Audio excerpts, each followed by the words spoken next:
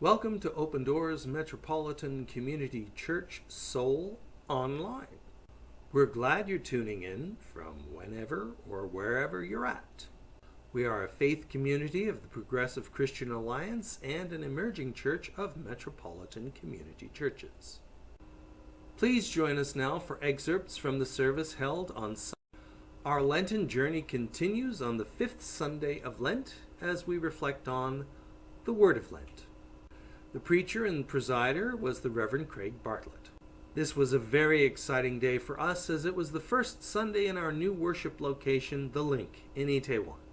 So please relax and settle in. My name is Craig, and I'm your server. What can I get you? Let's pray. Gentle whisperer, we come to you today to try on new clothes. Clothes that do not bind us, but free us. We come with our GPSs set to new places that enhance our lives and help us grow. We bring our ideas of where we are going. We lay them down, never to pick them up again. We open our hearts to new directions. Without fear, without concern, without control. In your name we pray. Amen. The first reading is from the book of the prophet Ezekiel, chapter 37, reading the first 14 verses. As is our custom, we have someone who has agreed to read the Korean portion, and the rest of us can follow along in English. 주님께서 걸음으로 나를 끊어줬다. 주님의 영이 나를 들고 나가서 골짜기 한가운데 나를 내려놓았다. 그런데 그곳에는 뼈들이 가득히 있었다. 그가 나를 데리고 그 뼈들이 열려있는 사방으로 가기 빠졌다. 그 골짜기의 바닥에 뼈가 대단히 많았다. 보니 그것들은 아주 말라있었다. 그가 내게 물으셨다. 사람아, 이 뼈들이 살아날 수 있겠느냐? 내가 대답하였다. 주사님, 주님께서는 맞습니다. 그가 내게 말씀하셨다. 너는 이 뼈들에게 전하여라. 너는 그것들에게 전하여라. 너희 마른 뼈들아, 너희는 주의 말을 들어라. 나 주 하나님이 이 뼈들에게 말한다. 내가 너희 속에 생기를 불어넣어 너희가 다시 살아가는 것이다. 내가 너희에게 흙을 뻗치게 하고 또 너희에게 살을 이기고 또 너희 살갗을 덮고 너희 속에 생기를 불어넣어 너희가 다시 살아가겠다. 그때야 비로소 너희는 내가 주인 줄 알게 될 것이다.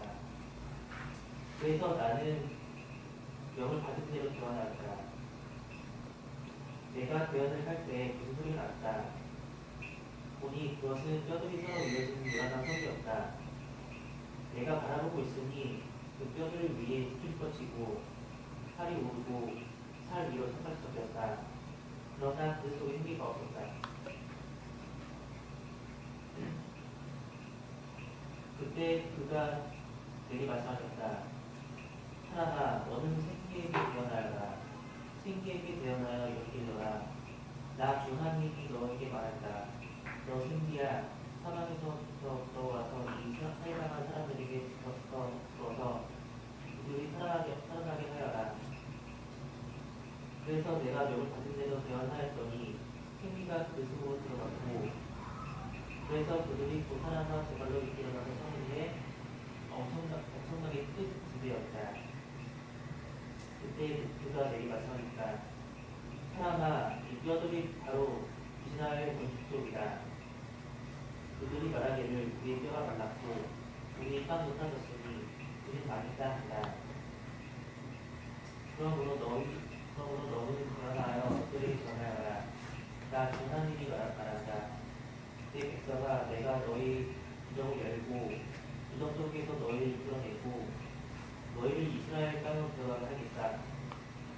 내 백성아, 내가 너희의 구정을 열고 그 구정 속에서 너희를 이끌어낼 때에야 비로소 너희는 내가 주인 줄 알 것이다.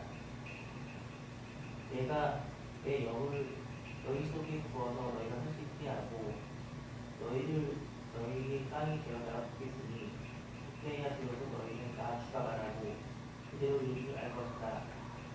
나 주의 말이다.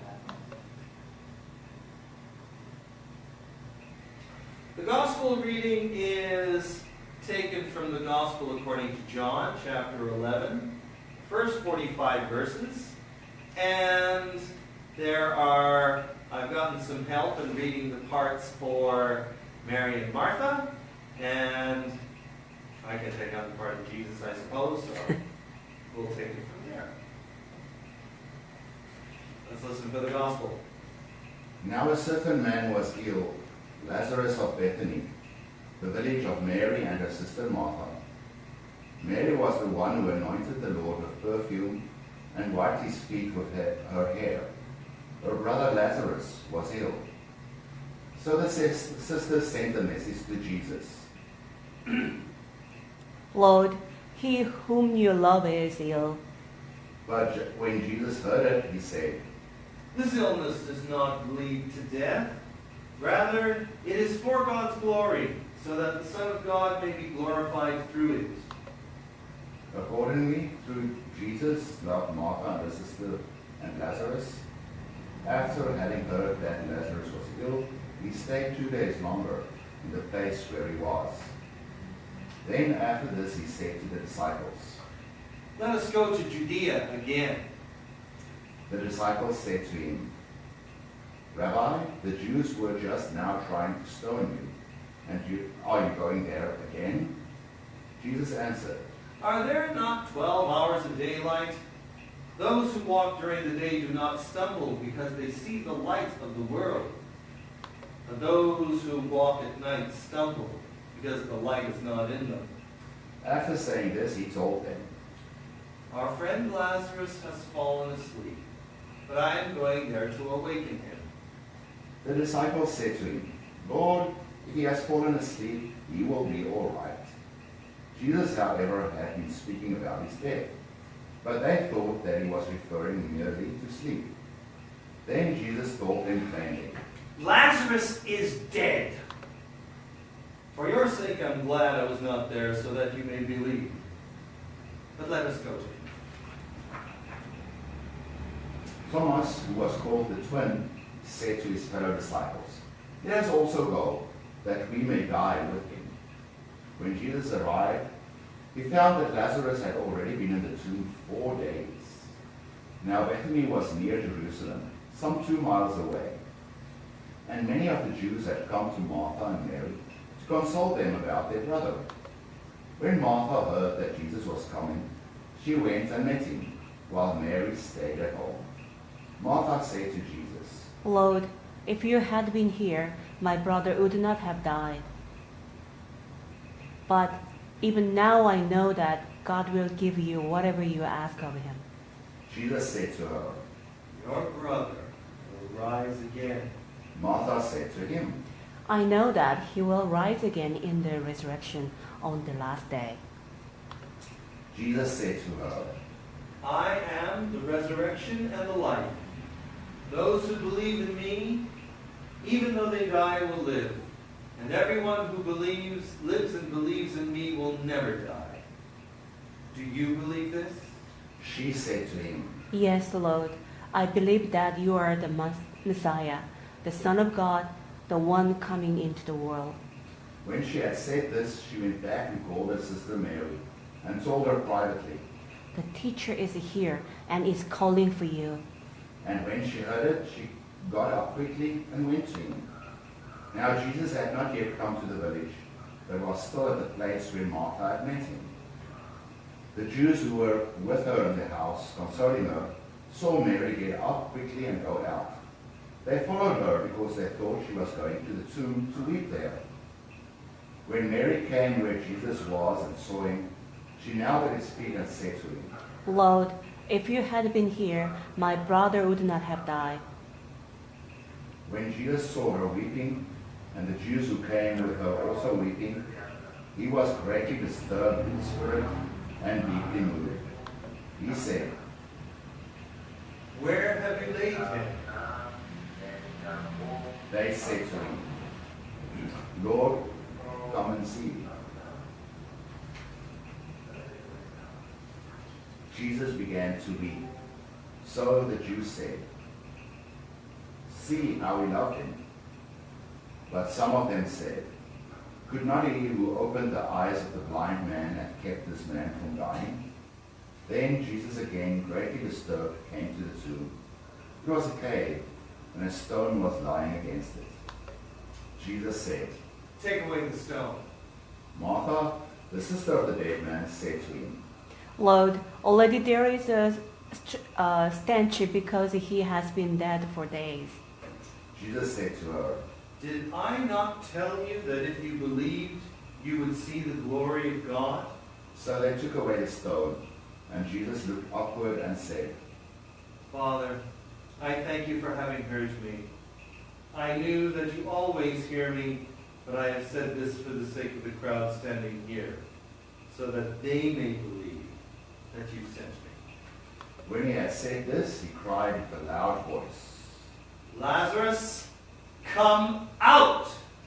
The dead man came out, his hands and feet bound with strips of cloth, and his face wrapped in a cloth. Jesus said to them, "Unbind him and let him go." Many of the Jews, therefore, who had come with Mary and had seen what Jesus did, believed in him. God, may I never lightly presume to preach your word, and may we never lightly presume to hear it. For your word is light and life eternal. Amen.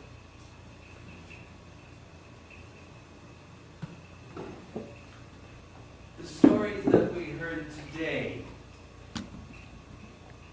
talk about the power of a word and utterance. Hear the word of the Lord. Prophesy to the bones. Prophesy to the wind, mortal. Prophesy. Lazarus, come out. Now, this is one way of understanding the divine in our religious tradition. That simply by speaking, God makes things happen.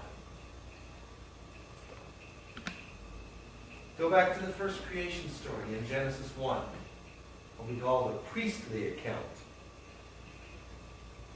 God speaks and a universe comes into being. Life comes into existence. Now, many scholars believe now that the I am sayings of Jesus in the fourth gospel, one of which we heard today. We hear them throughout the fourth gospel. I am the bread of life. I am the resurrection and the life. I am the good shepherd. I am... Many now believe that this is no accident, because they are linking God, they're linking Jesus to the great I am, to Yahweh, to the God of their ancestors. And this is a shift. Some have believed, especially in the throughout the 20th century, that the fourth gospel was the influence of Greek philosophy, and in some cases of ideas which later became heretical movements in Christianity, particularly Gnosticism. But there are more scholars these days who actually place emphasis on how Jewish the fourth gospel is. And that it is the story of a community that is dealing with its separation from the conventional Judaism, which was emerging at the time, and was now forming its own spirituality, its own mysticism. We believe these days that John's Gospel is a lot more Jewish than we thought it was. And I must say on a personal note, if you don't believe that many scholars believe that the fourth gospel was edited together in places. If you don't believe me, just take another look at this reading. At some points, Jesus is there saying, oh, it really doesn't matter that Lazarus is dead. The Father's done this, so I can show off again. And then at other times, he's very human. He's disturbed. He begins to cry. So, to me, it's like these are different traditions, but the meaning is the same. The importance of the word, the utterance. And so today, we are beginning a new phase of our life together. In a new place, with the potential for new things to happen. And this idea of saying the word got a hold of me as I was preparing this week.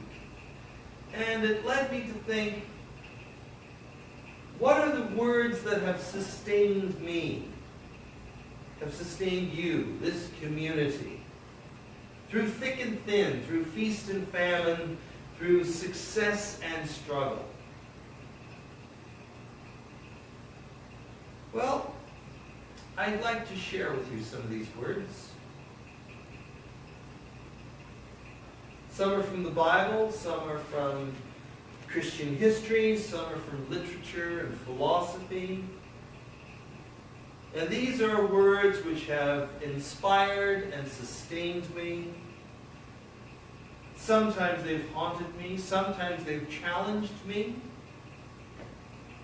Sometimes they've been critical of the tradition that I'm part of, that we're part of, but all the same, they've been challenges to me in that I need to step back and say, okay, well, what does this mean for us?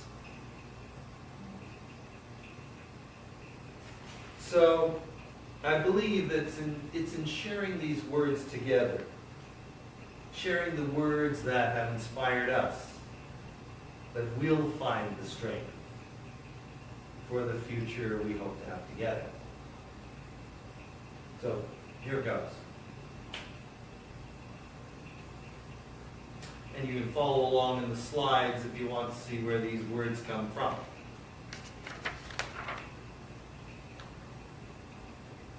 In the book of Genesis, it says, "Let there be light."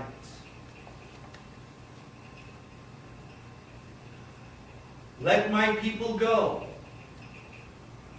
Moses. "Speak. Your servant is listening." Samuel the prophet. "Out of the depths I cry to you. Into your hands I commend my spirit, for you have redeemed me, O God of truth. The Lord is my shepherd. I have all I need." Psalmist. "To everything there is a season." The preacher. "Comfort, comfort my people, says your God. Arise, shine, your light has come." Second and third Isaiah. "Is there no one to condemn you? Neither will I. You are the salt of the earth. You are the light of the world." Jesus.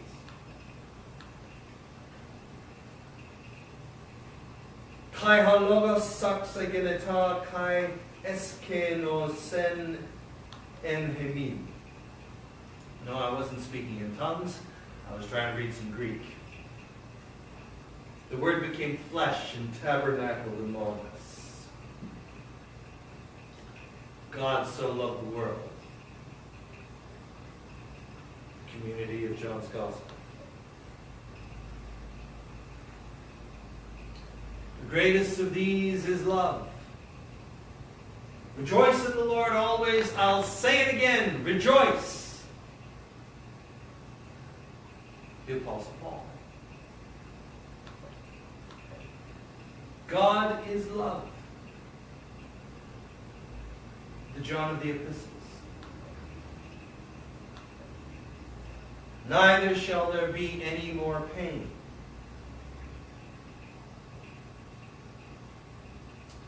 John of Patmos in Revelation. The glory of God is in the human, fully alive. Irenaeus. In the midst of life we die, but God says no. In the midst of death we live. Martin Luther. My heart was strangely warmed. John Wesley.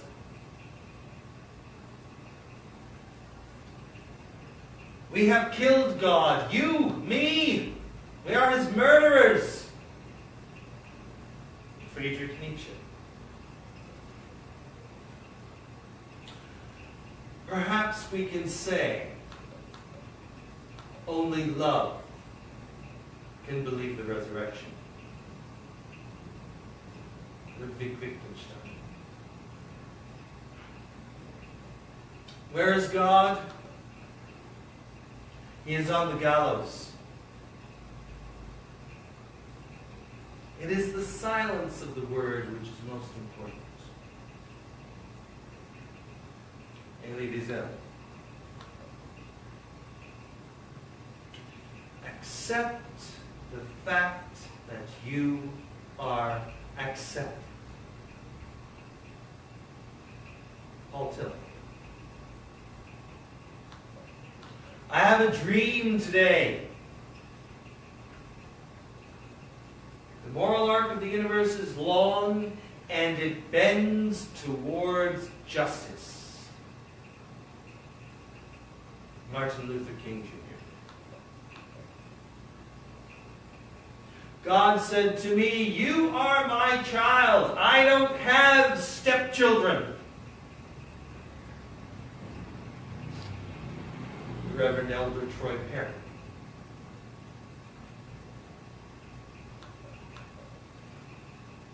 Tell us about what is saving your life now.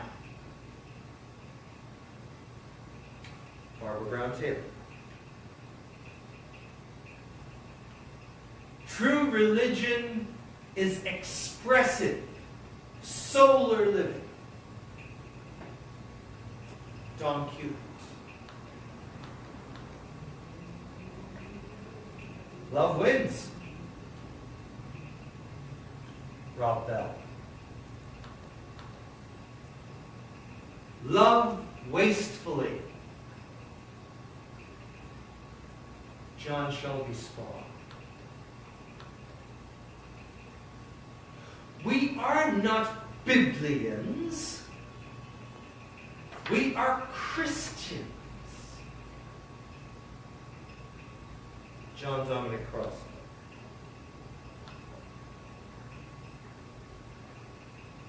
God is still speaking. The United Church of Christ.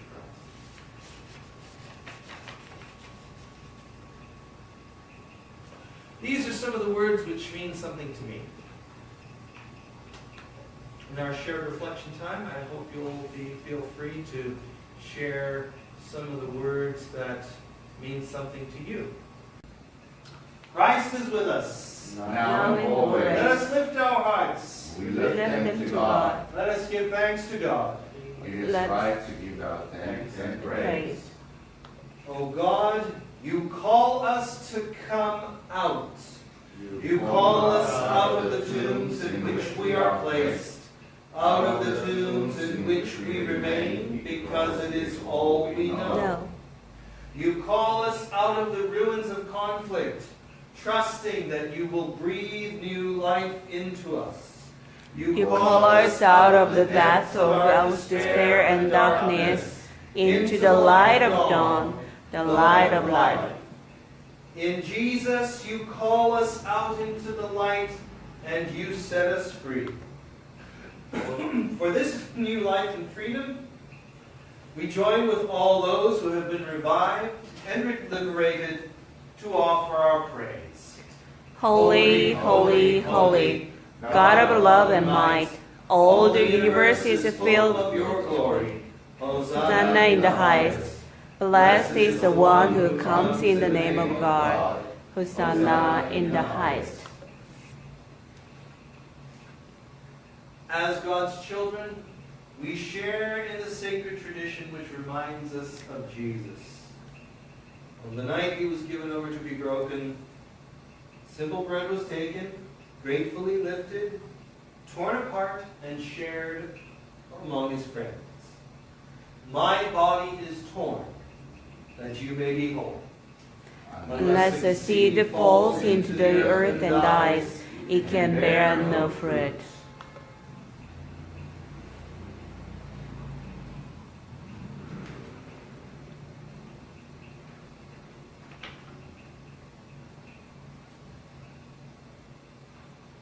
As God's children, we share in the sacred tradition which reminds us of Jesus. On the night he was given over to be pierced, a simple cup of wine was taken, gratefully lifted, and shared among his friends. My blood is poured out, that you may be whole. Unless the seed falls into the earth and dies, it can bear no fruit.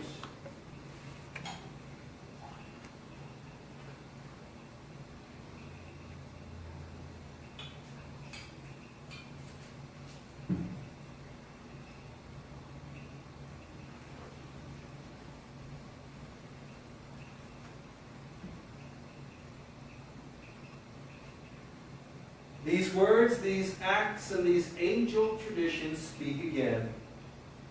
In these words we hear the invitation to be held in the presence and in the love of Jesus who died, who Lives and who is here.